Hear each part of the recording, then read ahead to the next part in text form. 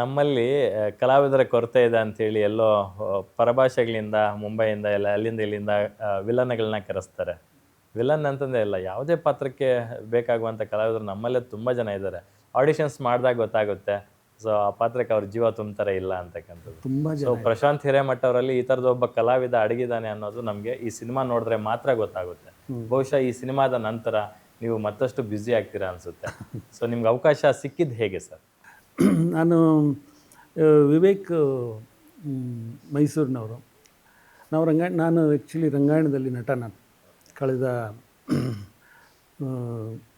36 ವರ್ಷಗಳಲ್ಲಿ ರಂಗಾಯಣದ ಜೊತೆನೇ ಇದ್ದೆ ನಾನು ಆಲ್ಮೋಸ್ಟ್.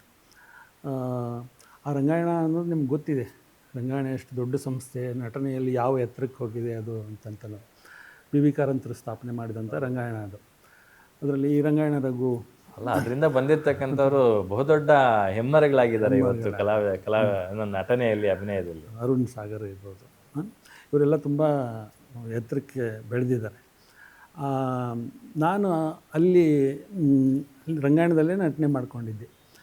ಇವರೆಲ್ಲ ನಮ್ಮ ವಿವೇಕ್ ಅವರೆಲ್ಲ ಅಲ್ಲಿ ಕಾಲೇಜ್ ರಂಗೋತ್ಸವ ಆದಾಗ ಅಲ್ಲಿ ಬರ್ತಿದ್ದರು.